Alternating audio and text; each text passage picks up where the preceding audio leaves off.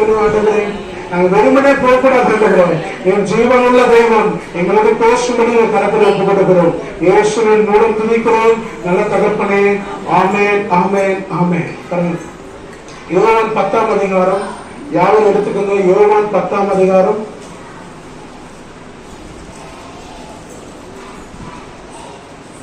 ஸ்தோத்திரம். அக்கா புதுசா வந்திருக்காங்கன்னு நினைக்கிறேன். ஸ்தோத்திரம். யோவான் 10ஆம் அதிகாரம் 11ஆம் வசனத்தை யாராவது வாசிக்க கேட்கலாம். 11. நானே நல்ல மேய்ப்பன், நல்ல மேய்ப்பன் ஆடுகளுக்காக தன் ஜீவனை கொடுக்கிறான். ஆமென்.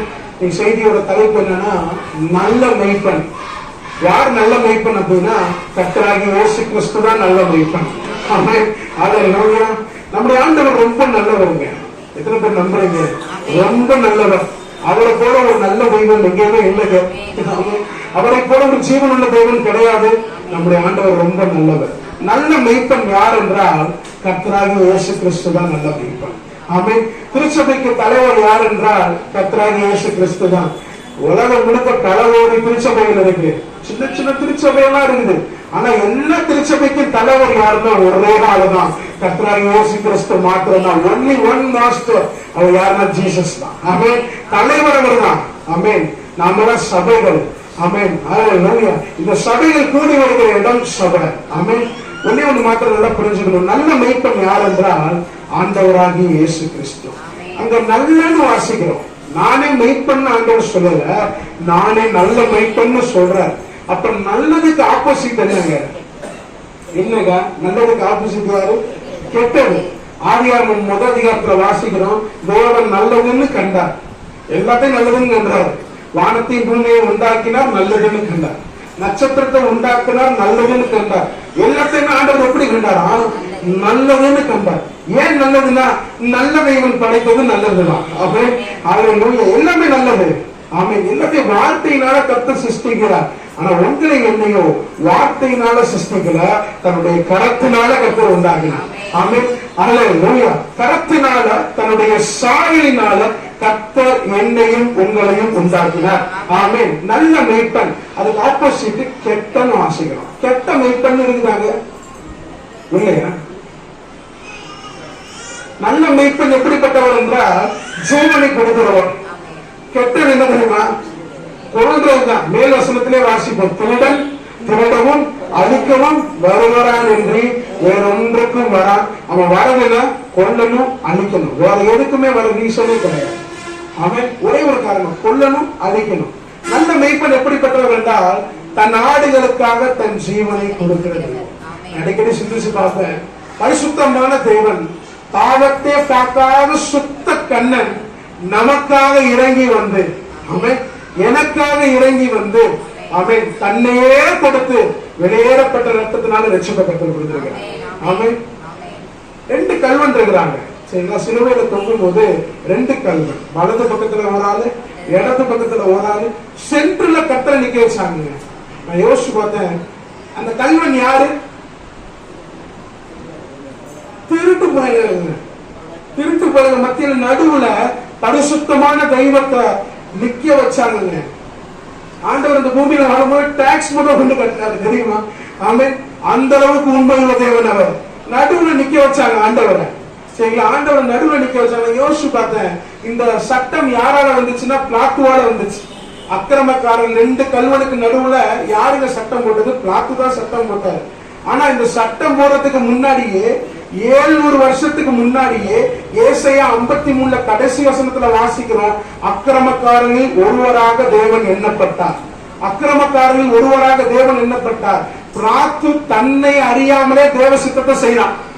ஆமென். பிளாத்து தன்னை அறியாமலே தேவ சித்தத்தை செய்யறான். இன்னைக்கு ஒரு வார்த்தை உங்களுக்கு சொல்றேன், தேவ சித்தம் நிறைவேற உங்களுக்கு தடை பண்றவனை வைத்து கர்த்தர் தேவ சித்தத்தை நிறைவேற்றுவார். ஆமென். ஹல்லேலூயா. உங்களை அழிக்கணும், உங்களை தடை பண்ணணும் ஒரு கும்பல் இருக்கதான் செய்யும். அவங்களை வைத்து தேவன் தன்னுடைய சித்தத்தை நிறைவேற்றுவார். நிறைவேற்றுகிற ஆண்டு இந்த ஆண்டு. ஆமென். ஹல்லேலூயா. கடந்த ஆண்டு வேணா முடிச்சிருக்கலாம், இந்த ஆண்டு தேவ சித்தம் நிறைவேறுகிற ஆண்டு. சொன்னதை செய்யும் அளவும் நம்மை கைவிடுகிற தேவன் அல்ல, சொன்னதை செய்ய செய்ததை நிறைவேற்றுகிற தேவன் நம்முடைய தேவன். ஆமென். ஹalleluya. எதையுமே ஆண்டவர் தன்னிச்சையா செய்யறதில்ல, சாதாரணமா செய்யறதில்ல. ஏசாயா 53 வாசிக்கிறோம், அக்கிரமக்காரரில் ஒருவராக எண்ணப்பட்டார். ஆமென். பிலாத்து தன்னை அறியாமலே என்ன செஞ்சான்? சட்டம் போட்டான். 2 கல்வனுக்கு நடுவுல பரிசுத்த தேவனை நிறுத்துறது. ஆமென். அதே வசனத்துல வாசிக்கிறோம். அந்த வசனத்தை எடுத்து வாசிக்கலாம். ஏசாயா 53:12. ஏசாயா 53:12. இந்த செய்திகள்ல மனதுல வந்ததுனால நான் சொல்றேன். ஏசாயா 53:12. அனைவருடைய பாவத்தை தாமே சுமந்து அக்கிரமக்காரருக்காக வேண்டிக் கொண்டாராம். சிலுவையில் ஆண்டவர் தொங்கும் போது, பிதாவே இவர்கள் அறியாம செய்யறாங்க, இவர்களை மன்னியும் வேண்டாருங்க. சொன்னதை நிறைவேற்றுகிற தெய்வம். ஆமென். ஹalleluya. பிலாத்துவை வச்சே நிறைவேற்றினார். ஹalleluya. அகுஸ்ராயனை வைத்து அவர் பிறக்கும் இடத்தை கர்த்தர் கொண்டு வந்தார். ஆமென். தேவ ராஜ்யத்துக்கு தடை பண்றவனை வச்சே தேவ சித்தத்தை நிறைவேற்றுவாருங்க. அவர் சாதாரணமானவர் அல்ல. ஆமென். உங்க லைஃப்ல கர்த்தர் நிச்சயமா சித்தத்தை நிறைவேற்றுவார். ஆமென். உங்களை குறித்து ஒரு திட்டம் வச்சிருக்கிறார். தாயின் கருவில் உருவாகும் முன்னே எரேமியாவுக்கு ஒரு திட்டம் வைத்தது போல பிறக்கும் போதே திட்டத்தோட பிறந்திருக்கிறோம். சத உருவாகல, நரம்பு உருவாகல, எலும்பு உருவாகல, எதுவுமே உருவாகல. ஆனா தரிசனம் உருவானது. சொன்னதை செய்யும் அளவு நம்மை கைவிடாதது. அவன் நிச்சயமா நிறைவேற்றுவார். ஹalleluya. ஒண்ணே விசுவாசம், காத்திருப்பு, அமர்ந்து இருக்கணும். அதுதான் வேணும். ஆமென். ஹalleluya. இங்க வாசிக்கிறோம், நம்முடைய ஆண்டவர் மேய்ப்பர், நல்ல மேய்ப்பர், நல்ல மேய்ப்பர் தன்னுடைய ஆடுகளுக்காக ஜீவனை கொடுக்கிறார். ரோமர் 5ஆம் அதிகாரத்துல வாசிப்போம், நீதிமானுக்காக ஒருவன் மரிப்பது அரிது, நல்லவனுக்காக ஒருவேளை ஒருத்தன் மரிக்கலாம். ஆனா நான் பாவிகளா இருக்கையில் கிறிஸ்து எனக்காக பலியானார். ஆமென். யாருங்க? நான் பாவியா இருக்கும் போது கிறிஸ்து எனக்காக பலியானார். ஆமென். புதுசா வந்திருக்கிற அக்கா, உங்களுக்கு ஒரு நற்செய்தி. அந்த நற்செய்தி என்னன்னா, கர்த்தராகிய இயேசு கிறிஸ்து என்கிற மெய்தேவன் இந்த பூமியில வந்து வாழ்ந்தாரு. அவரை போல ஒரு உண்மை உள்ள தேவன் அல்ல. அந்த உண்மை உள்ள தேவன் உங்களுக்காகவும் எனக்காகவும் இந்த பூமியில வந்து 33 வருஷம் வாழ்ந்து தன்னையே கிரயமாய் கொடுத்து என்னுடைய பாவத்தை அவர் ஏற்றுக்கொண்டதுனாலதான் இந்த நாள் நான் உட்கார்ந்திருக்கிறோம். அந்த மெய்தேவனை நான் விசுவாசித்தால் நித்திய ஜீவனை, மோட்ச பாக்கியத்தை நான் பெற்றுக்கொள்ள முடியும். அவரை பின்பற்றாமல் நான் யாரை பின்பற்றினாலும் மோட்ச பாக்கியத்தை பெற்றுக்கொள்ள முடியாது. அந்த மெய் தேவத்தை பின்பற்றினால் மாத்திரம்தான் நானே வழியும் சத்தியமும் ஜீவனுமாய் இருக்கிறேன் என்று சொல்லுகிற அந்த மெய் தேவத்தை பின்பற்றினால் மாத்திரம்தான் நான் மோட்ச பாக்கியத்தை பெற்றுக்கொள்ள முடியும். வேற யாரும் பின்பற்றினாலும் அந்த பாக்கியத்தை பெற்றுக்கொள்ள முடியாதுங்க. பரலோகத்துக்கு வாசல் கர்த்தராகிய இயேசு கிறிஸ்து மாத்திரமே. ஆமென். அவர்தான் வாசல். ஒரே ஒரு வழி தாங்க. மதுரைக்கு போக பல வழி இருக்கலாம், ஆனா பரலோகத்துக்கு போக ஒரே வழி. அது கர்த்தராகிய இயேசு கிறிஸ்து என்கிற வழிதான். அவரை பின்பற்றினார், அவரை விசுவாசித்தார், அவரை ஏற்றுக்கொண்டார், நான் அவருடைய பிள்ளையான மாறுகிறேன். ஆமென். ஹalleluya. அவர் மதத்தை மாற்ற இந்த பூமிக்கு வரல, மதத்தை ஸ்தாபிக்க இந்த பூமிக்கு வரல, கிறிஸ்டியானிட்டியை பெருக்கிறதுக்காக அவர் இந்த பூமிக்கு வரல. எல்லாரையும் நேசிச்சு மனம் திரும்பி எல்லாரும் பரலோக ராஜ்யத்துக்கு போறதுக்காக கர்த்தர் வந்தார். ஆமென். ஹalleluya. எல்லாரும் கர்த்தர் நேசிக்கிறார். பூமியில இருக்கிற யாரையும் அவர் புறம்பே தள்ளுகிறது அல்ல. ஏசாயா 53:3 வாசிக்கிறார்.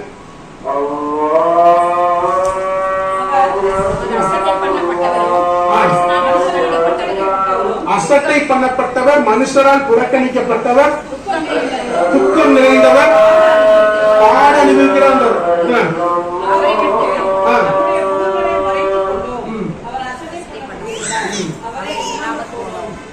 கொஞ்சம் சிந்திச்சு பாருங்க, எப்படி இருந்தா அசட்டை பண்ணப்பட்டவராக, மனுஷரால் புறக்கணிக்கப்பட்டவராக. பிறப்புல புறக்கணிப்புங்க, தெய்வத்துக்கு இடம் கொடுக்கல. அவன் சத்திரத்துல இடம் இல்ல. பிறப்புல புறக்கணிப்பு, ஊழியத்துல புறக்கணிப்பு, கல் எடுக்கிறாங்க. வார்த்தையை சொல்லும் போது கல் எடுக்கிறான். ஊழியத்துல புறக்கணிப்பு, மரணத்திலையும் புறக்கணிப்பு. என்ன சொல்றான்? அவரை விடுதலை செய்ய, இவரை சிலுவையில் அறை அப்படின்னு சொல்லி மரணத்திலையும் புறக்கணிப்பு. சாகும் போது கூட ஓசி கல்றையில கர்த்தர் அடக்கம் பண்ணாங்க. அவன் சகலத்தையும் உண்டாக்கின தேவன், ராஜாதி ராஜா, அவரை ஓசி கல்றையில போய் அடக்கம் பண்றாங்க. அவருக்கு சொந்தமா ஒரு இடம் கூட இல்லைங்க. அருகி கூட குழி இருக்குது. ஆகாயத்து பட்சிகள் கூட இடம் இருக்குது. ஆனா மனுஷகுமாரனுக்கு தலை சாய்க்க இடம் இல்லை. அவர் சாதாரண ஒரு யோசிக்கறையில போய் தெய்வத்தை அடக்கம் பண்ணினார்கள். மனுஷரால் புறக்கணிக்கப்பட்ட தெய்வம் கர்த்தராகிய இயேசு கிறிஸ்து. ஆனா இந்த உலகத்துல உங்களை யார் புறக்கணித்தாலும் அவர் ஒருபோது புறக்கணிக்கிறது இல்லை. ஆமென். கடவுள் ஓட்டு ஒரு ஆமென் சொல்லுகிறார். உங்களை யார் வேணாலும் புறக்கணிக்கலாங்க, ஆனா அப்பா ஒருபோது புறக்கணிக்க மாட்டார். ஆமென். ஹல்லேலூயா. அவர் ஏன் என்றால் அவர் புறக்கணிக்கப்பட்ட நிலையில வந்ததுனால அவர் ஒருவரையுமே புறக்கணிக்க மாட்டார். ஆமென். எல்லாரையும் நேசிக்கிறாருங்க. அந்த அன்பை ருசிச்சு பார்க்கணும். ஆமென். ஹல்லேலூயா. அடிக்கடி என்ன சொல்லுவேன், ஆப்பிள சாப்பிட்டு பார்த்தாதான் அதனுடைய மகத்துவம் தெரியும். கர்த்தராகிய இயேசு கிறிஸ்துவை ருசித்து பார்த்தாதான் அவர் எவ்வளவு இனிமையானவர் என்று சொல்லி தெரியும். உண்மையா நடந்த ஒரு சம்பவம். ஒரு கோர்ட் இருந்துச்சான். அந்த கோர்ட்ல ஒரு ஜட்ஜ் இருந்தார். அந்த ஜட்ஜி நீதி உள்ள ஒரு நியாயாதிபதி. அந்த ஜட்ஜி என்ன செஞ்சாரு, இன்னைக்கு என்னப்பா கேஸ் அப்படின்னு சொல்லி கேட்டாப்புல. கேட்கும் போது ஒரு கைதி நின்னாரு. அந்த கைதி என்ன இன்னைக்கு கேஸ் சொல்லுப்பா மயில் வாங்கணும் அப்படின்னு சொல்லிட்டு கேட்டது போல என்ன கேஸ் அப்படின்னு சொல்லி கேட்கும் போது அவன் திருடிட்டான் அப்படின்னு சொல்லி அங்க உள்ளவங்க சொன்னான். ஏன்பா திருடின அப்படின்னு சொல்லும் போது எனக்கு வேலை கிடைக்கலையா, அதனால நான் திருடிட்டேன் அப்படின்னு சொல்லி அந்த கைதி சொன்னான். அவர் யாருங்க? நீதி உள்ள நியாயாதிபதி. நீதியா அவர் என்ன செஞ்சாகணும்? தீர்ப்பு சொல்லி ஆகணும். கரெக்ட் தானே? அப்ப அவர் என்ன செஞ்சாரு, திருட்டுக்கு தண்டனை 500 ரூபாய் அப்படின்னு சொல்லி கொடுத்துட்டாரு. அவனே என்ன பண்ணிருக்கிறான், வேலை கிடைக்காம சாப்பாடுக்கு வழி இல்லாம திருடி இருக்கிறான். அவன் 500 ரூபாய் இருக்குமா? இல்ல. இவர் என்ன பண்ணாராம், போயிட்டு தனக்கு கூட ஒரு அசிஸ்டன்ட் இருப்பாருல்ல, அவர்கிட்ட ஒரு 500 ரூபாய் கொடுத்து அவன் பேர்ல போய் கட்டிடு அப்படின்னு சொல்லிட்டு அந்த திருட்டு போட கூப்பிட்டு என்ன சொன்னாராம், அவன் தோல்ல கை போட்டு சொன்னாராம், நீ நாளையில இருந்து என் வீட்டுக்கு வந்துடு, நான் உனக்கு வேலை தரேன், சரி நீ என்ன செய்ய, நீ வேலை பாரு, அதுக்குரிய சம்பளம் தரேன், சாப்பாடு தரேன், இனி திருடாது. அவர் நீதி உள்ளவராகவும் இருந்தார், மனதுருக்கம் உள்ளவராகவும் இருந்தார், அன்புள்ளவராகவும் இருந்தார். பாவத்தின் சம்பளம் மரணம், பாவம் செஞ்சா தண்டிக்கப்படணும். இது தேவ நீதிங்க. இந்த நீதிய பாவ செஞ்சவன் நிறைவேற்றதான் செய்யணும். ஆனா இந்த காரியத்தை எனக்காக பரிசுத்தமுள்ள ஒரு தெய்வம் நிறைவேற்றினார். ஆமென். ஹல்லேலூயா. எனக்காக அவர் நிறைவேற்றினாருங்க. அவர் நீதி உள்ளவராகவும் இருந்தார், அன்புள்ளவராகவும் இருந்தார். அவரை போல ஒரு நல்ல தெய்வம் எங்க தேடினாலும் கிடைக்காதுங்க. ஆமென். ஹல்லேலூயா. இன்னைக்கு தெய்வத்தை தேடி நிறைய பேர் போறாங்க. ஆனா ஒண்ணு சொல்றேன், அமெரிக்கா போனாலும் கிடைக்காது, அமெரிக்கா போனாலும் கிடைக்காது, எங்க போனாலும் கிடைக்காதுங்க. Jesus is a good God. அவர் மட்டும் நல்ல தெய்வம், வேற யாருமே நல்ல தெய்வம் அல்ல. அவரை போல ஒரு இனிமையானவர் யாரும் கிடையாது, அவரை போல ஒரு அருமையானவர் யாரும் கிடையாது, அவரை போல ஒரு நல்லவர் யாரும் இல்லை. அந்த மெய் தெய்வத்தை நீங்கள் சொந்த இரட்சகராக ஏற்றுக்கொண்டீர்களானால், கர்த்தரை மெய்ப்பராக இருக்கும்போது உங்களுடைய குடும்பத்துல ஒரு குறைவும் இருக்காது. ஆமென். கர்த்தர் கொடுக்கிற வாக்குத்தத்தங்க, கர்த்தரின் மெய்ப்பராக இருக்கும் போது நான் தாழ்ச்சி அடைவதில்லை. ஆமென். அவர் என்னை புல்லுள்ள இடங்களில் வைத்து அமர்ந்த தண்ணீர் அடையில் என்னை நடத்துகிற தெய்வம். ஆமென். ஹல்லேலூயா. முதல் தலைப்பு என்னன்னா, தன் ஆடுகளுக்காக தன் ஜீவனை கொடுக்கிறவர். ஆமென். நான் முதல் பாவியா இருந்தேன், பாவத்துக்கு அடிமையா இருந்தேன், இப்ப நான் அடிமை இல்லைங்க, அவருடைய பிள்ளை. என்னைக்கு ஆண்டவரை விசுவாசித்து ஏற்றுக்கொண்டனோ அன்னைக்கே நான் அவருடைய பிள்ளையாய் மாற்றப்படுகிறேன். நிறைய வசனம் இருக்கு, அதனால சில வசனங்களை மாத்திரம் சொல்றேன். யோவான் 1:12 அவருடைய நாமத்தின் மேல் விசுவாசம் உள்ளவர்களாய் அவரை ஏற்றுக்கொண்டவர்கள் எத்தனை பேர்களோ அத்தனை பேர்களும் தேவனுடைய பிள்ளையாகும்படி உங்களுக்கு. ஆமென். நம்மள யாருங்க? ஆண்டவருடைய பிள்ளைங்க. தேவன் தம்முடைய சொந்த குமாரன் என்று பாராமல் உங்களுக்காக தன்னையே கொடுத்தாருல்ல, மற்ற காரியத்தை கொடுப்பார மாட்டாரா? ஆமென். கர்த்தர் பார்த்துக்குவார். ஆமென். யெகோவா ஈரே எல்லாவையும் பார்த்து போகிறது. ஆமென். இரண்டாவது தலைப்பு யோவான் 10:3 எடுத்து வாசிங்களா. யோவான் 10:3. வாசலை காக்கிறவன் அவனுக்கு திறக்கிறான், ஆடுகளும் அவன் சத்தத்துக்கு செவி கொடுக்கிறது. அவன் தன்னுடைய ஆடுகளை பேர் சொல்லி கூப்பிட்டு அவன் தன்னுடைய ஆடுகளை பெயர் சொல்லி கூப்பிட்டு. நல்ல மெய்ப்பன் எப்படிப்பட்டவர் என்றால், நமக்காக ஜீவனை கொடுத்தவர். இரண்டாவது, தன் ஆடுகளை பெயர் சொல்லி அழைத்தவர். அதிலே வாசிக்கிறோம், தன்னுடைய ஆடுகளை அவர் என்ன செய்யறாராம், பெயர் சொல்லி கூப்பிட்டு. நான் உதாரணத்துக்கு சொல்றேன், இப்ப நான் ஃபர்ஸ்ட் முறை அவனை பார்க்கிறேன்னு வச்சுக்கோங்க, நான் எப்படி கூப்பிடுவேன்? பிரதர், ப்ரோ, ஜி அப்படின்னு கூப்பிட்டு உங்க பேர் என்னன்னு கேட்பேன். கரெக்டு தானே? அடுத்த முறை நான் பார்க்கும்போது அப்படி கூப்பிட மாட்டேன். ஜோசப்பா இருக்கிறேன் அப்படின்னு தான் கேட்பேன். வீட்டுல எல்லாம் நல்லா இருக்காங்களா அப்படின்னு கேட்பேன். ஏங்க முத முறை யாருன்னே அவனுக்கு தெரியாது. இப்ப நான் யார் என்று அறிந்து கொண்டேன்.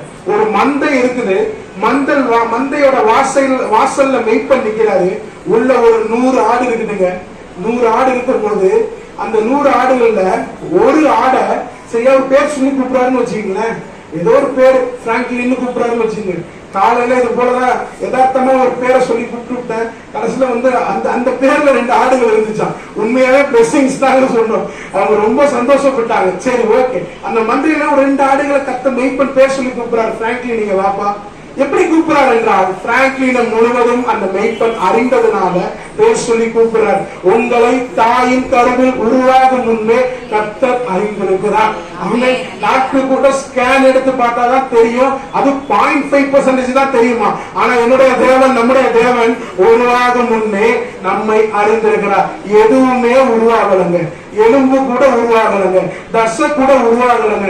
ஆனா அவருடைய கண்கள் நம்மை பார்த்தது தாயின் கருவில். ஆமென். என்னை ஆராய்ந்து அறிந்திருக்கிற தேவன். வானத்துக்கு போனாலும் அங்கே இருக்கிறார். பாதாளத்துல படுக்க போட்டாலும் அங்கே இருக்கிறார். அமெரிக்கா போனாலும் இருக்கிறாரு. எங்க போனாலும் இருக்கிறாரு. அவருக்கு மறைவான எங்கேயும் போக முடியாது. அவர் நம்மை அறிந்திருக்கிற மெய்ப்பன். அல்லேலூயா. மத்தேயு 6ஆம் அதிகாரத்துல 25-26 வாசிக்கிறோம். என்னத்தை உண்போம், என்னத்தை குடிப்போம் அப்படின்னு சொல்லி கவலைப்படாதீங்க. உங்களுக்கு தேவை என்று சொல்லி யார் அறிந்திருக்கிறார்? உங்கள் பரமபிதா அறிந்திருக்கிறார். ஆகாயத்து பட்சிகளை கவனித்து பாருங்க. அது விதைக்கல, அறுக்கல, களஞ்சியத்துல சேர்க்கல, எஃப்டில போட்டு வைக்கல, டெபாசிட் பண்ணல, ஏடிஎம் கார்டு வச்சுக்கலாம் சுத்தல. ஆனா அவைகளுக்கு உங்கள் பரமபிதா, உங்க அப்பா அவைகளுக்கு சோறு போடும்போது அவருடைய சாயல சிருஷ்டிக்கப்பட்ட எனக்கு சோறு போட வர மாட்டாரா? ஆமென். அல்லேலூயா. அவனை அறிந்திருக்கிற மெய்ப்பன் மாத்திரமல்ல, நம்மை போஷிக்கிற மெய்ப்பன். அல்லேலூயா. என்னை புல்லுள்ள இடங்களில் வைத்து அமர்ந்த தண்ணீரை என்னை கொண்டு போய் விடுகிறாராம். எதுக்கு அமர்ந்த தண்ணீரை கொண்டு போறாரு? ஓர நதியில கொண்டு போய் குடின்னு சொல்லலாம்ல. எதுக்கு அமர்ந்த தண்ணீரை போய் கொண்டு போய் விடுறாருங்க? ஓர நதிக்கு ஆடை கொண்டு போனா ஆடு பயந்துருங்க. ஆடுக்கு புல்ல கொடுக்கிறாரு. புல்ல கொடுத்துட்டு அதுக்கு தண்ணி தாக இருக்குது. அமர்ந்த தண்ணி. ஆடு அமைதலா இருக்கும்போது அதை குடிக்க வச்சு அதை தூக்கி சுமந்து வருகிற மெய்ப்பன். உங்களுடைய தேவைகளை கர்த்தர் அறிந்திருக்கிறார். ஆமென். அல்லேலூயா. உங்களுக்கு மாத்திரம் அவர் யெகோவா ஈரே அல்ல, உங்களுடைய சந்ததிகளுக்கும் அவர் யெகோவா ஈரே. உங்களுக்கு மாத்திரம் அவர் யெகோவா ராஃபா அல்ல, உங்கள் சந்ததிகளுக்கும் அவர் யெகோவா ராஃபா. யெகோவா ராஃபா சுகம் தருகிற தெய்வம். ஒரு வார்த்தை சொன்னா போது சகலமும் மாறும். ஆராதனைக்கு முன்னாடி சொன்ன 6000 பிசாச விரட்டுறதுக்கு ஒரு வார்த்தை தான். 6000 பிசாச விரட்ட ஒரே வார்த்தை. இன்னைக்கு என்னெல்லாம் பிசாச விரட்ட சொன்னா ஒரு பிசாச விரட்ட 6000 வார்த்தை பேசிட்டு இருப்பேன். ஆனா 6000 பிசாச விரட்ட ஒரே வார்த்தை போ அப்படின்னா பேருச்சு. சர்வ வல்லமை உள்ள தேவன். ஆமென். சகலத்தையும் செய்யும் அளவும் அவர் உண்மை உள்ள தேவன். சகலத்தையும் செய்கிற தேவன். ஆமென். He is our powerful God. He is our creator. அவர் உங்களுக்கு போதுமானவராக இருக்கிறார். ஆமென். உங்களை தேவைகளை சந்திக்க அவர் போதுமானவர். ஆமென். நான் அழகா இது சாட்சியாவே சொல்லலாம். உண்மையா டேனி இந்த சொல்லும்போது சொன்னா, என்ன காலைல செய்தியில சொன்னீங்க, வாயின் வார்த்தை பிறப்பது உங்களுக்கு என்ன தேவை என்று அறிந்திருக்கிறார் என்று சொல்லி அப்படின்னு சொன்னீங்க. தேவையெல்லாம் கர்த்தர் சந்திச்சார் அப்படின்னு சொல்லி ஒரு அருமையான ஆம்பிளிஃபையர் கொடுத்தார். அதுக்கு தங்கி இருக்கிற ஒரு வீடையும் கர்த்தர் கொடுத்தார். ஒரே நாள்ல கர்த்தர் கொடுத்தார். ஆமென். ஒரே நாள்ல வெள்ளிக்கிழமை பார்த்தா இந்த இடம் ஃபுல்லா எம்டியா இருந்துச்சு. ஒரே நாள்ல ஒரே வாரத்துல கம்ப்ளீட்டா தேவையா கர்த்தர் சந்தித்தார். ஆமென். ஹல்லேலூயா. என்ன தேவைன்னு அவருக்கு தெரியுங்க. ஆமென். நம்முடைய எதிர்காலம் அவருடைய கரத்துல இருக்கிறது. ஹல்லேலூயா. அவர் அதினதின் காலத்துல நேர்த்தியாய் செய்கிற தேவன். ஆமென். ஹல்லேலூயா. உபத்திரம் வருது, பாடு வருது, பிரச்சனை வருது சொல்லி கலங்கி தவிக்க வேண்டாம். ஒண்ணு மாத்திரம் நல்லா புரிஞ்சுக்கங்க, யெகோவா ராஃபா உங்க கூட இருக்கிறார். ஆமென். யெகோவா ஷம்மா உங்க கூட இருக்கிறார். ஆமென். அவர் உங்க கூட இருக்கும்போது எதை குறித்து கவலைப்பட தேவையே இல்லை. உபத்திரம் வருதா, கர்த்தர் சீர்படுத்துறாருன்னு மனசுல வச்சுக்கணும். கர்த்தர் உங்களை பயன்படுத்த கூடாதுன்னு மனசுல வச்சுக்கணும். ஆமென். உபத்திரம் பட்டது எனக்கு நல்லதுன்னு யார் சொல்றா? நானா தான் சொல்லியிருப்பேன், உபத்திரவப்பட்டது எனக்கு கெட்டதுன்னு சொல்லியிருப்பேன். 2 நாளா நான் மனசுல ஒரே ஹாப்பி. நான் உபத்திரவப்பட்டது எனக்கு நல்லது, நான் உபத்திரவப்பட்டது எனக்கு நல்லது. அந்த நல்லதை நினைச்சு பாட்டா கம்பீர்த்து பாடணும்னு ஆசையா இருக்கு. ஏனென்றால் உபத்திரவம் ரொம்ப நல்லதுங்க. உபத்திரவத்தின் வழியால் தான் ஆசீர்வாதமே. ஹல்லேலூயா. இன்னொரு வசனத்தை வாசிக்கலாம். அதே 3வது வசனத்தை வாசிக்கிறேன். வாசலை காக்கிறவன் அவனுக்கு பிறக்கிறான், ஆடுகளும் அவன் சத்தத்துக்கு செவி கொடுக்கிறது. அவன் தன்னுடைய ஆடுகளை பேர் சொல்லி கூப்பிட்டு அவைகளை வெளியே நடத்தி கொண்டு போகிறான். 3வது தலைப்பு என்னன்னா, முதல் தலைப்பு தன்னுடைய ஆடுகளுக்காக ஜீவனை கொடுக்கிற மேய்ப்பன். 2வது பேர் சொல்லி அழைத்து ஆராய்ந்திருக்கிற மேய்ப்பன். 3வது நடத்தி செல்லுகிற மேய்ப்பன். தன்னுடைய ஆடை மேய்ப்பன் வாசல் நின்று என்ன பண்றாரு, எல்லா ஆடையும் வெளியில விட்டுறாரு. வெளியில விட்டுட்டு பின்னாடி போலங்க என்ன செய்யறது தெரியுமா, முன்னாடி போற. அது யூதர்களோட வழக்கம். அந்த காலத்துல மெய்ப்பர்கள் என்ன செய்வாங்க அப்படின்னா, முன்னாடி போவாங்க, பின்னாடி ஆடுகள் வரும். இப்பெல்லாம் கிராம பக்கம் போனீங்கன்னா என்ன தெரியும் அப்படின்னா, ஆடு முன்னாடி போயிட்டு இருக்கோம், மெய்ப்பர்கள் பின்னாடி வந்துட்டு இருப்பாங்க வண்டியில ஜாலியா. சரிங்களா? ஆனா அந்த அப்பெல்லாம் அப்படி இல்ல, தடி வச்சுட்டு முன்னாடி போயிட்டு இருப்பாங்க. ஒண்ணு நல்லா புரிஞ்சுக்கணும், நம்முடைய ஆண்டவர் நல்ல மெய்ப்பன், முன்பு போய் கோணலானவைகளை செவ்வையாக்குகிற தேவன். ஆமென். உங்களுடைய லைஃப்ல இந்த ஆண்டு ஆண்டவராகிய இயேசு கிறிஸ்து முன்பு போய் இரும்பு தாழ்பாள்களை முறியடிப்பார். ஆமென். ஹல்லேலூயா. கோணலானவைகளை செவ்வையாக்குகிற ஆண்டு இந்த ஆண்டு. ஆமென். ஹல்லேலூயா. நல்ல மெய்ப்பன் கூட முன்பு போகிறது மாத்திரமல்ல, கூடவே இருந்து. ஆமென். ஓனை உள்ள வந்துட்டா அந்த ஓனாய்ட்ட இருந்து தன்னை ஆடை பாதுகாக்கிற ஒரு நல்ல மேய்ப்பன். ஆமென். ஹல்லேலூயா. அவருடைய பாதுகாப்புல நாம இருக்கும்போது ஒரு குறைவும் இல்லை. ஆமென். ஹல்லேலூயா. சத்துருக்களுக்கு முன்பாக ஒரு பந்தியை ஆயத்தப்படுத்தி என் தலையை எண்ணெயால் அபிஷேகம் பண்ணினேன், என் பாத்திரம் நிரம்பி வருகிறது அப்படின்னு சொல்லி வாசிக்கணும். ஒண்ணு நல்லா புரிஞ்சுக்கணும், அவர் உங்களுக்கு முன்பு போய் கோணலானவைகளை செவ்வையாக்குவார். யாத்திராகமம்ல வாசிக்கிறோம், என் சமூகம் உங்களுக்கு முன்பாக செல்லும், நான் உங்களுக்கு என்ன தருவேன், இளைப்பாறுதல் தருவேன். இளைப்பாறுதல் யாரால தர முடியுங்க? கர்த்தராகிய இயேசு கிறிஸ்து மாத்திரால, அவரால் மட்டும்தான் தர முடியும். அவர் சமூகம் நமக்கு முன்பு போகிறது. ஆமென். ஒரே வசனம் மாத்திரம் வாசிக்கல, ஏசாயா 58:11.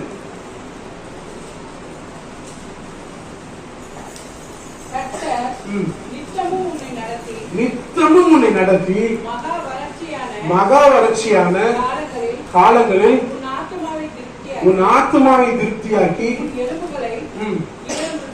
கர்த்தர் எப்படி நடத்துவாரா? நித்தமும் உன்னை நடத்தி. ஆமென். உபாகமம் வாசிக்கிறோம், தாயின் கருவில் இருந்து இந்த நாள் வரையும் என்னை ஆதரித்த தேவன். ஆமென். ஹல்லேலூயா. பிறக்கிறதிலிருந்து பிறந்ததிலிருந்து இந்த நாள் வரை நம்மை ஆதரித்தவர். இனி இந்த உலகத்துல எவ்வளவு நாள் வாழப்போறோம்னு சொல்லி தெரியாதுங்க, அதுவரையும் நம்மை நடத்த அவர் போதுமானவராக இருக்கிறார். ஆமென். அவர் நம்மை ஆதரிக்க அவர் நமக்கு போதுமானவராக இருக்கிறார். கர்த்தர் உங்களை நித்தமும் நடத்தி மகா வறட்சியான காலங்களில் அவர் உங்களுக்கு போதுமானவர். ஆமென். ஹல்லேலூயா. கப்பல்ல சீசர்கள் பிரயாணம் பண்ணும்போது சூழ்நிலை மாறுது. பயங்கரமான காத்தடிக்குது. என்ன ஆகுது? சூழ்நிலை மாறுது, கப்பல் ஆடுது. ஆண்டவராகிய இயேசு கிறிஸ்து என்ன செய்யறாரு அப்படின்னா, தூங்கிட்டு இருக்கிறாரு. சரிங்களா? தூங்கும் போது சீசர்கள் என்ன செய்யறாங்க, ஓடி போய் எழுப்பி, ஆண்டவரே உங்களுக்காக நாங்கள் மடிஞ்சு போறோம், உங்களுக்கு கவலை இல்லையா அப்படின்னு சொல்லி கேட்கிறாங்க. நாங்கள் மடிந்து போறோம்னு கேட்கிறாங்க. இயேசுவும் அதே படகுல தானே இருக்கிறாரு, கரெக்ட் தானே? அவரும் அந்த படகுல தானே இருக்கிறாரு. நாம மடிஞ்சு போறோம்னு சொல்லல, நாங்கள் மடிந்து போறோம்னு சொல்றாங்க. ஒண்ணு மாத்திரம் நல்லா புரிஞ்சுக்கணும், உபத்திரம் வந்தாலும் சரி, பிரச்சனை வந்தாலும் சரி, பாடுகள் வந்தாலும் சரி, உங்க வாழ்க்கை என்கிற கப்பல்ல தான் கர்த்தராகிய இயேசு கிறிஸ்துவும் உங்க கூட இருக்கிறார். அவர் உங்களை நித்தமும் நடத்தி. சூழ்நிலை மாறலாங்க, ஆனா அந்த சூழ்நிலை உங்களை தாக்க முடியாது. ஏனென்றால் உங்களோடு கர்த்தர் இருக்கிறார். ஆமென். சூழ்நிலை பயங்கரமா வரலாம், கப்பல் ஆடி போனோம், ஆனா கப்பல் சாய முடியாது. ஏனென்றால் கர்த்தராகிய இயேசு கிறிஸ்து கூட இருக்கிறார். எப்படிங்க சாய விடுவாரு? எப்படி சாய விடுவாரு? சாய விட மாட்டாருங்க, லைட்டா வரும். ஆனா அதை பார்த்து நம்ம என்ன செஞ்சிடக்கூடாது, சோர்த்து போடக்கூடாது. உங்க கூட இருக்கும்போது சூழ்நிலையை அவர் தான் அனுமதிப்பார். உங்க விசுவாசம் எப்படின்னு பார்த்து சூழ்நிலையை அனுமதிப்பார். ஆனா சூழ்நிலை எப்படி வேணாலும் வரலாம், ஆனா கர்த்தர் உங்களை விட்டு விலகிறது இல்லை, உங்களை கைவிடுவதில்லை. அந்த ஒரு விசுவாசம் மட்டும் உங்க மனசுல இருந்தா போதும். ஆமென். கர்த்தர் மெய்ப்பராய் இருக்கும்போது ஒரு குறைவும் உங்களுக்கு கிடையவே கிடையாது. ஆமென். ஹல்லேலூயா. அடுத்த வசனத்தை வாசிக்கிறேன். ஏசாயா 45:2 எடுத்து வாசி. நான் சொல்றதெல்லாம் மெய்ப்பன். அடுத்த ஆடுகளை பத்தி சொல்ல போறேன். சீக்கிரம் முடிச்சிடறேன், 5 நிமிஷம்.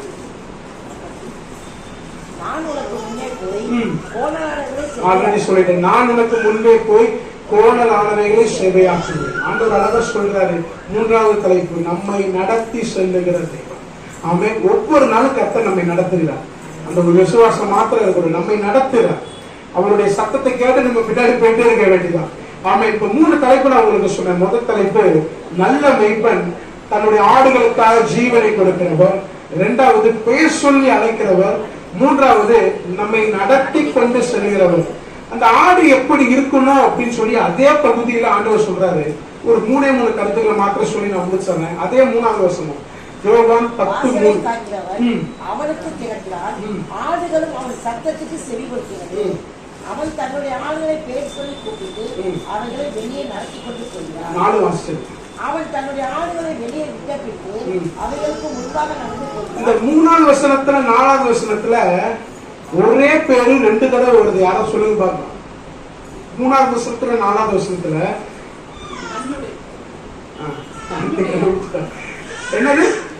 தன்னுடைய ஆடு. யாருடைய ஆடுங்க? அவருடைய ஆடு. கிரயத்திற்கு கொல்லப்பட்ட ஆடு, ரத்தத்தினால கழுவப்பட்ட ஆடு. அந்த ஆடா நான் இருக்கணுங்க. ஆமென். அதுக்கு நான் என்ன செய்யணும்? ஒன்னே ஒண்ணுதான் செய்யணும். கர்த்தராகிய இயேசு கிறிஸ்துவை விசுவாசிச்சா போதுங்க.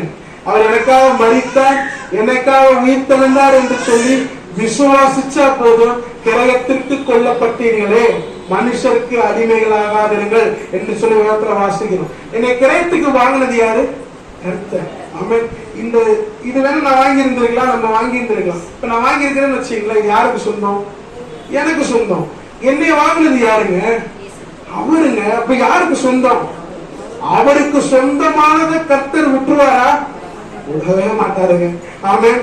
ஹல்லேலூயா. அவருக்கு சொந்தமானவர்கள் வேணா அவரை ஏற்றுக்கொள்ளாம இருக்கலாம், ஆனா நான் அவருக்கு சொந்தமானவன், நம்மை கைவிடவே மாட்டார். ஹல்லேலூயா. நான் அவருடைய ஆடாக இருக்க வேண்டும். ரத்தத்தினால கழுவப்பட்ட ஆடாக இருக்கணும். விசுவாசிச்சு எனக்காக தெய்வம் மரித்தார் என்று சொல்லி விசுவாசிச்சு அவருடைய ரத்தத்தினால் கழுவப்பட்ட ரட்சிக்கப்பட்ட ஒரு மனிதனாக நான் இருக்க வேண்டும். ஆமென். ஹல்லேலூயா. அடுத்த தலைப்பு வாசிங்க. அதே வசனத்தை வாசிக்கல. வாசலை காக்கிறவர் அவனுக்கு திறக்கிறான், ஆடுகளும் அவன் சத்தத்துக்கு செவி கொடுக்கிறது. ஆடுகளும் அவன் சத்தத்துக்கு. யார் சத்தத்துக்கு? மெய்ப்பன் சத்தத்துக்கு செவி கொடுக்குது. யார் சத்தத்துக்கு? மெய்ப்பன் சத்தத்துக்கு செவி கொடுக்குது. இப்ப ஆதியில வந்த பாவம் என்ன? இந்த பூமியில எதனால பாவம் வந்துச்சு?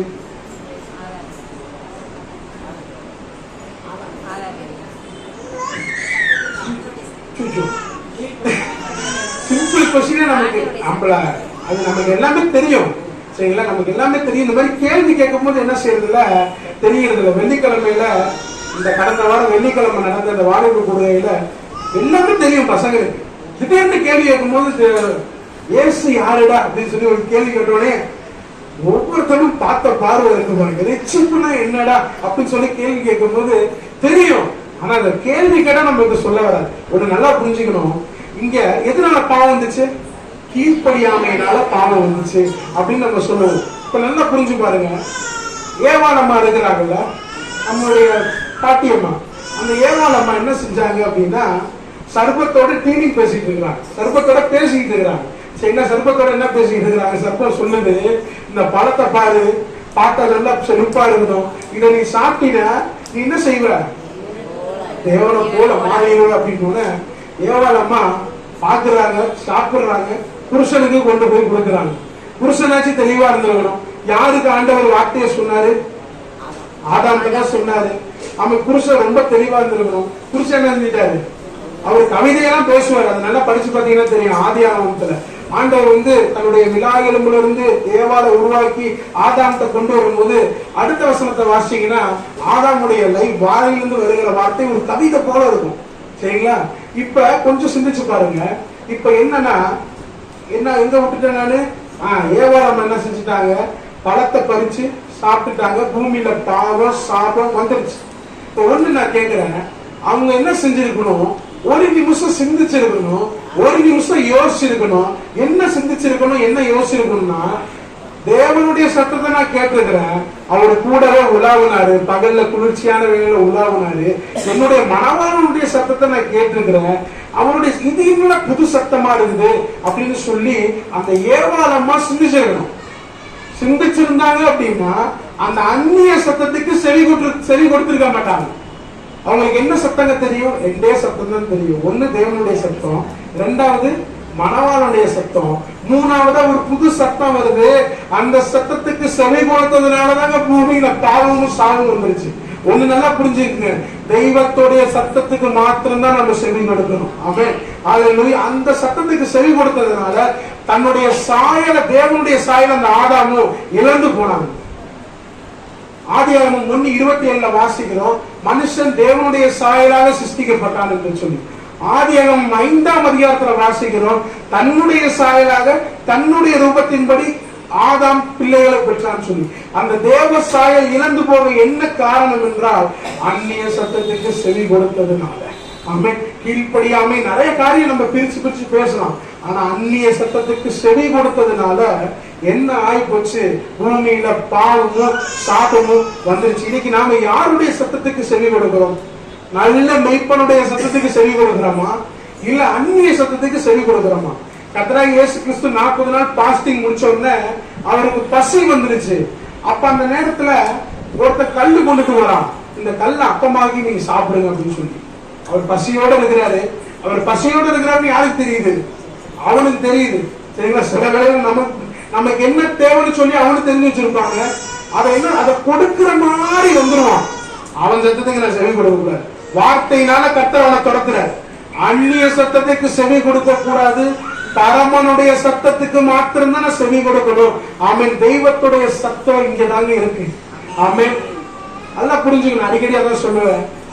மோசே 5 நிருபங்கள் எழுதுறார். ஆதியாகமம், யாத்ராகமம், லேவியராகமம், என்னாகமம், உபாகமம். பவுல் 13 நிருபம் எழுதுறார். அடுத்து யோவான் 5 நிருபம். யோவானா பேதுருவா? யோவான் 5 நிருபம் எழுதுறார். தீர்க்கதரிசிகள்லாம் எழுதுறாங்க. எத்தனையோ ஆக்டர்ஸ்னால எழுதப்பட்டு நம்ம கையில கிடக்குது வேதாகமம்னு சொல்றோம். ஆனா இந்த வேதாகமத்துக்கு ஒரே ஒரு ஆர்த்தர் தான், ஆவியானவர் மாத்திரம்தான். ஆமென். இது வெறும் பைபிள் இல்லைங்க, பரிசுத்த வேதாகமம். பரிசுத்த ஆவியினால நமக்கு கொடுக்கப்பட்டது. வேத வாக்கியங்கள் எல்லாம் தேவ ஆவியினால அருளப்பட்டிருக்கிறது. ஆமென். பவுல் எழுதியிருக்கலாம், பவுல் மூலியமா ஆவியானவர் நடத்தினார்னு சொல்ல முடியும். மோசே எழுதியிருக்கலாம், ஆனா மோசே மூலியமா ஆவியானவர். எத்தனையோ மனுஷர்கள் பயன்பட்டிருக்கலாம், ஆனா ஒரே ஒரு ஆட்கள் தான் பரிசுத்த ஆவியானவர். இந்த சத்தத்துக்கு நான் செவி கொடுக்கணும். ஆமென். ஒவ்வொரு நாளும் வேதத்தை வாசிக்கணும். ஒவ்வொரு நாளும் வேதத்தை வாசிக்கணும். உங்களுக்கு அடுத்த வாரம் வேணா நான் ஒரு சார்ட் ஒன்று நான் தரேன். ஒரு சார்ட் வந்து இதை வந்து இப்பதான் ரெடி பண்ணலான்னு மனதில் வந்து தோணுச்சு. ஒரு சார்ட். அந்த சார்ட் என்ன செய்யுங்க, வருஷத்துக்குள்ள பைபிளை முடிக்கிறதுக்கு நீங்க டிக் பண்ணிக்கணும் பக்கத்துல. இன்னைக்கு ஒரு 4 அதிகாரம் அப்படின்னா 4 அதிகாரத்தை முடிச்சுட்டா மனசாட்சி உண்மையா முடிச்சுட்டோம்னு தோணுச்சா டிக்கு, முடிக்கலன்னா விட்டுருங்க. அடுத்த நாள் முடிச்சா டிக்கு, அடுத்த நாள் முடிச்சா டிக்கு. நான் எவ்வளவு அதிகாரம் முடிக்கிறேன்னு சொல்லி நீங்க சிந்திச்சு பாருங்க. வேத வாக்கியங்களை ஆராய்ந்து பாருங்கள், அவைகளால் உங்களுக்கு நித்திய ஜீவன் உண்டு. வசனத்தை புடிச்சு கொடுங்க. ஒவ்வொரு நாளும் ஒரு 4 அதிகாரம் வாசிச்சிட்டோம்னா அதுக்கப்புறம் நமக்கு அதிகமா வாசிக்கிறதுக்கு விருப்பம் தன்னாலேயே வந்துடும். ஆமென். இது போல ஒரு சுவையான புத்தகம் எதுவுமே கிடையாது. ஆமென். ஒருத்தர் போய் கேட்டாரா ஒரு ஊழியர்கிட்ட, இத போய் பரிசுத்த வேதாகமம்னு சொல்றீங்களே, தாவீது விபச்சாரம் பண்ணா கொலை பண்ணான்னு போட்டிருக்கு, சாலமோனுக்கு இவ்வளவு மனைவிகள் சொல்லி போட்டிருக்கு, என்னங்க இத போய் பரிசுத்த வேதாகம்னு சொல்றீங்களே, பரிசுத்தமே இல்லையங்க அப்படின்னு சொல்லி சொன்னாங்க. அதுக்கு அவர் சொன்னாரா, உள்ளதை உள்ளதென்றும் இல்லதை இல்லதென்றும் எழுதின ஒரே புத்தகம் பரிசுத்த வேதாகம் மட்டும்தான். ஆமென். பரிசுத்த ஆவியானவரால ஏன் அப்படி எழுத முடிஞ்சிச்சுன்னா, ஆத்த பரிசுத்த ஆவியானவர். அதனால உள்ளதை உள்ளதென்றும் இல்லதை இல்லதென்றும் எழுதலாம். மனுஷன் எழுதினாலும் லைட்டா எக்ஸ்ட்ரா பிட்டிங்கா லைட்டா சேர்த்து விட்டுருப்பான். ஆமென். ஆவியானவர் எழுதினதுனால உள்ளதை உள்ளதென்றும் இல்லதை இல்லதென்றும் எழுதின ஒரே புத்தகம் பரிசுத்த வேதாகமம் மட்டுமே. ஹல்லேலூயா. ஆமென். ஸ்தோத்திரிக்கிறோம். ஒரே அடுத்த அதே 3ஆம் வசனத்தை வாசிக்கிறேன். வாசலை காட்டுகிறவன் அவனுக்கு திறக்கிறான், ஆடுகளும் அவன் சத்தத்துக்கு ஆடுகளும் அவன் சத்தத்துக்கு செவி கொடுக்கிறது. தன்னுடைய ஆடுகளை பேர் சொல்லி கூப்பிட்டு அவைகளை வெளியே நடத்தி கொண்டு போகிறான். 4வது வசனம். அவன் தன்னுடைய ஆடுகளை வெளியே விட்ட பின்பு அவைகளுக்கு முன்பாக நடந்து போகிறான். ஆடுகள் அவன் சத்தத்தை அறிவிக்கிறபடியால் அவனுக்கு பின்செல்கிறது. அந்த அந்நியருடைய சத்தத்துக்கு அந்த ஆடு என்ன செய்யாது? புது சத்தம் கேட்டா ஆடு போடுங்க. புது சத்தம் கேட்டா ஆடு என்ன செய்யாது? ஃபாலோ பண்ணாது. மெய்ப்பனுடைய சத்தம் கேட்டா ஆடு ஃபாலோ பண்ணும். ஆமென். ஏனென்றால் அந்த ஆடு மெய்ப்பனை அறிந்திருக்கிற ஆடு. நான் மெய்ப்பனை அறிந்திருக்க வேண்டும். அவன் மாடு தன் எஜமானையும் கழுதை முன்னணியும் அறிந்திருக்கிறது. ஆனா இஸ்ரவேலோ அந்த வசனத்தை வாசிங்கள, ஏசாயா 1ஆம் அதிகாரம் 3வது வசனத்தை வாசிங்கள. இதோட முடிச்சிடலாம்.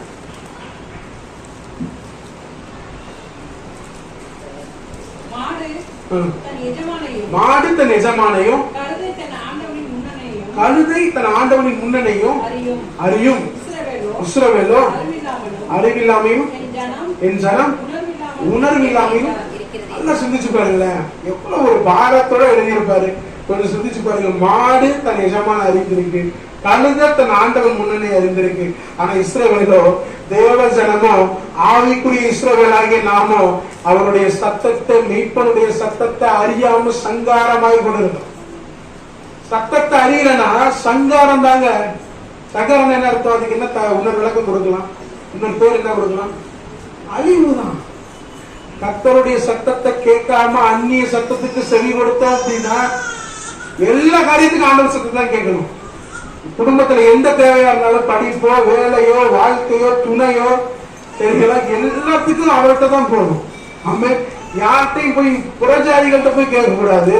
ஆமென். தேவனை அறியாதவர்கள்ட்ட போய் ஆலோசனை கேட்டு செயல்பட விசுவாசிகள் உண்டு. மெய்ப்பன் ஆகிய கர்த்தராகிய இயேசு கிறிஸ்துவை மாத்திரம் தான் நோக்கி பார்க்கணும். ஏனென்றால் அங்கிருந்துதான் நமக்கு ஒத்தாசை வருது. தன் ஆடு மெய்ப்பனை அறிந்திருக்கிறதுனாலதான் அவர் சத்தத்துக்கு செவி கொடுக்குது. ஆண்டவரை அறியணுங்க. நான் யாரு, அவர் யாருங்கிறத உணரணும்.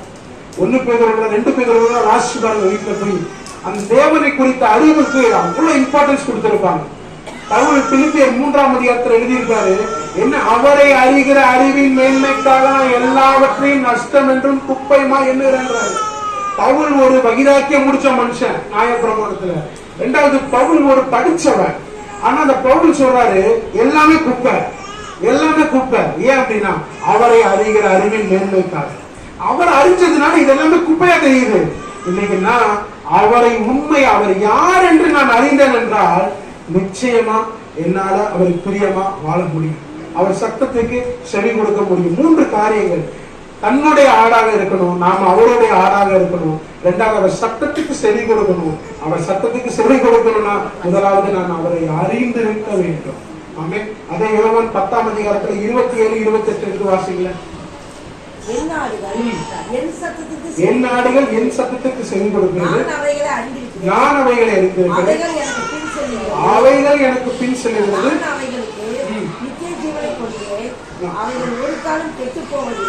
ஆண்டவர் அழகா சொல்றாரு. ஆண்டவர் கொடுக்கிற வாக்குத்தத்தம், நான் அவைகளுக்கு நித்திய ஜீவனை கொடுக்கிறேன். ஆமென். அல்லேலூயா. தேவன் தம்முடைய ஒரே பேரான குமாரனை விசுவாசிக்கிறான் எவனோ அவன் கெட்டு போகாமல் நித்திய ஜீவனை அடையும்படி அவன் தம்மை தந்தரளி இவ்வளவா இந்த உலகத்துல அன்பு கூர்ந்தார். நித்திய ஜீவனை பெற்றுக்கொள்ள ஒரே கண்டிஷன், குமாரனை விசுவாசிக்கிறது. தேவ குமாரனை விசுவாசிக்கிறது. விசுவாசித்து எனக்காக மரித்தார், எனக்காக உயிர்த்தார் என்று சொல்லி அந்த மெய் தேவத்தை தொழுது கொள்ளுகிறவர்கள், அவருக்கு பிரியமாய் வாழுகிறவர்கள், ஆண்டவர் அழகா வாக்கு கொடுக்கிறாரு, நான் அவைகளுக்கு நித்திய ஜீவனை கொடுக்கிறேன். ஆமென். அல்லேலூயா. கண்ணில் மூடி கர்த்தரை நோக்கி பார்க்கலாம். கர்த்தரை நோக்கி பார்க்கலாம். ஸ்தோத்திரிக்கிறோம் ஆண்டவரே, எங்களோட பேசின வார்த்தைக்காக உமக்கு நன்றி செலுத்துகிறோம். கோடான கோடி நன்றி ஆண்டவரே. உங்க சத்தத்துக்கு செவி கொடுக்கிறவளாய் நாங்கள் இருக்க தேவன் எங்களுக்கு அனுக்கிரகம் செய்கிறாங்க. இயேசுவின் மூலம் துதிக்கிறோம் நல்ல தகப்பனே. ஆமென், ஆமென், ஆமென். 2 மினிட்ஸ் மட்டும் தான். சரி, அடுத்த முடிவு ஜெபம் சூசைகள் பண்ணுவாங்க. அதுக்கு முன்னாடி ஒரே ஒரு சாட்சி மாத்திரம் சொல்றேன்னு சொல்லியிருந்தாரு. டேனிமா அவனை உற்சாகம் பண்ணலாம. ஏன்னா அவன் இன்னைக்கு நானும் அவனு தான் வண்டியில வந்துட்டு இருந்தோம். எனக்கு ரொம்ப ஆச்சரியமா இருந்துச்சு. என்ன ஆச்சரியமா இருந்துச்சுன்னா, இவன் இவ்வளவு வசனம் பேசுறானே அப்படின்னு சொல்லி ரொம்ப ஆச்சரியம். அப்பதான் பார்க்கும்போது ஆளு உருவாகிட்டு இருக்கிறான்னு சொல்லி தெரியுது. அவன் பரமன் கையில இருக்கிற எதுவுமே சாதாரணமா இருக்கிறது இல்லைங்க. அது உருவாகிறதா பரமனுடைய வேலை, உருவாக்குறதா பரமனுடைய வேலை. இன்னைக்கு அவன் என்னோட ஷேர் பண்ண ஒரே ஒரு காரியத்தை நான் சொன்னேன். இதை ஈவினிங் பேசும் வேலை. நீ என்கிட்ட சாட்சியா சொல்றீல்ல, இது வீட்டுல சாட்சியா சொல்றீல்ல, பசங்கிட்ட சாட்சியா சொல்றீல்ல, இன்னைக்கு மேல சாட்சியா சொல்றா அப்படின்னு சொன்னேன். எனக்கு வாயெல்லாம் கொள்ளறின்னா அதெல்லாம் கொள்ளறினா கொள்ளா, அதை பத்தி பிரச்சனை இல்லை. நீ என்ன செய்ய, சாட்சியா சொல்லு. ஒரு 2 minutes பேசினாலும் பரவாயில்ல, சாட்சியா சொல்லுன்னு சொன்னேன். சொல்றேன், சும்மா பேசு.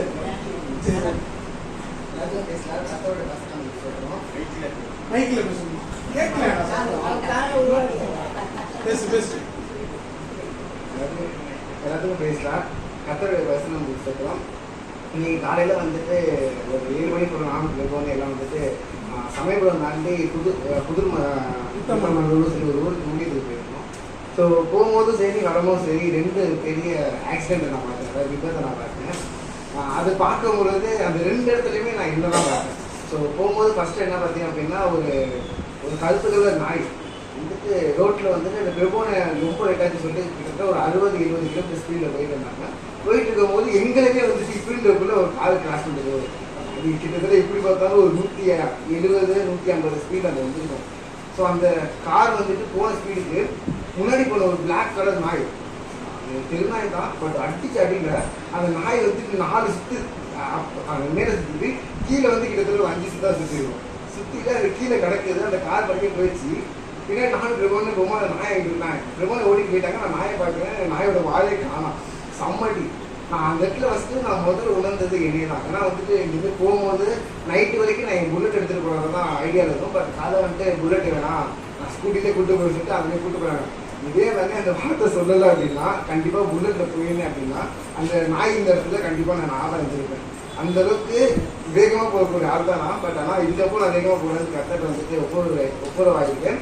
அதே டைம் அந்த இடத்துல பிரபோனை நான் மட்டும்தான் பிரபோனால பிரபோனுக்கு அறிவுரை கொடுத்து பிரபோனை சொன்னதுனால மட்டும்தான் நான் அந்த இடத்துல காப்பாற்றப்பட்டேன்.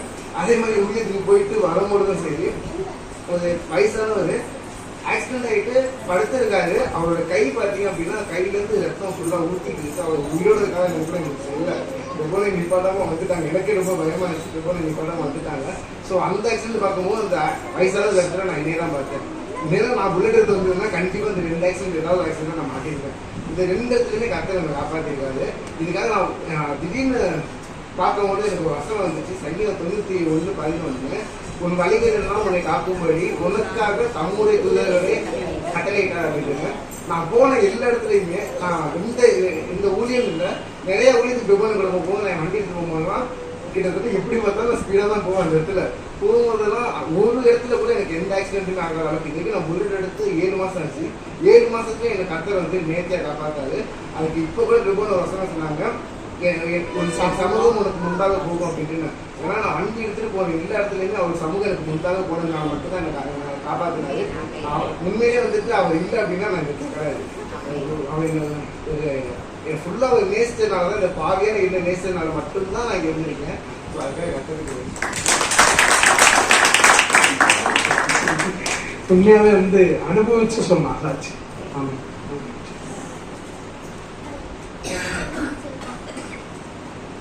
யாவர் கண்களை மூடுவார்.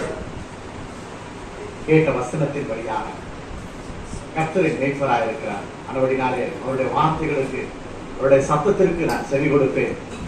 அந்த ஒரு எண்ணத்தோடு கூட இந்த கண்களை மூடி இந்த சிந்தைகளை உருவப்படுத்துவோம். நான் செவிக்க போறோம்.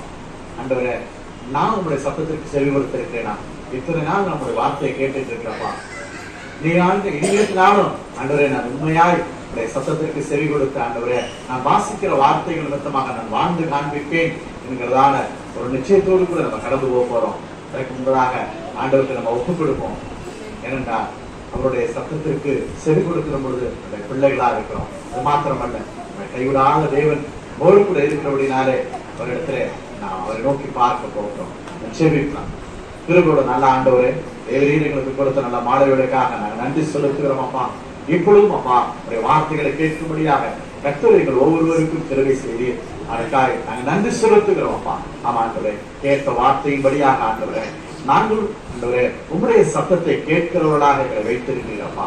அப்படியே உடைய சத்தத்தை கேட்டப்பா எங்களுடைய வாழ்க்கையை நாங்கள் அபியாசப்படுத்தி ஆண்டவரே நாங்கள் அனுபவித்து கர்த்தரை ருசித்து நடக்க எங்களுக்கு உதவி செய்யும்படியா நாங்கள் செபிக்கிறோம். உங்களுடைய கரத்துல நாங்கள் ஒப்புக் கொடுக்கிறோம்ப்பா.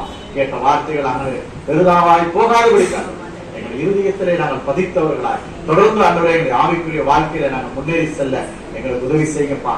கர்த்தர் கிருபை செய்யுங்க, இரக்க பாராட்டுங்க. வந்திருக்கிற ஒவ்வொருவரையும் நாங்கள் ஆசீர்வதிக்கிறோம் அப்பா இயேசுவின் நாமத்தினாலே. ஏனென்றால் அப்பா உடைய சத்தத்திற்கு ஆண்டவரே செவி கொடுக்கிறவர்களாக நீர் ஒவ்வொருவரையும் மாற்றி இருக்கிறீர். ஆகவே உடைய கரம் மாத்திரமே எங்களை நடத்தினது, சத்தம் மாத்திரமே எங்களை நடத்தினது, வார்த்தை மாத்திரமே எங்களை கொண்டு செல்கிறது என்கிற நிச்சயத்தோடு கூட நாங்கள் கடந்து போக எங்களுக்கு உதவி செய்யுமா. கரத்தில் எங்களை சார்த்துகிறோம். ஆண்டுகளோடு பலப்படுத்தும் கிருபையினாலே தாங்கி வழி நடத்தும். இயேசு கிறிஸ்துவின் நாமத்தில் ஜெபிக்கிறோம் நல்ல பிதாவே. ஆமென், ஆமென். வந்திருக்கிற அனைவரையும் கர்த்தர் ஆசீர்வதிங்க ஆண்டவரே. தேவைகளை சந்திங்க, குடும்பத்தை பாதுகாத்துக் கொள்ளுங்க. இயேசுவின் மூலம் துதிக்கிறோம் நல்ல தகப்பனே. ஆமென், ஆமென்.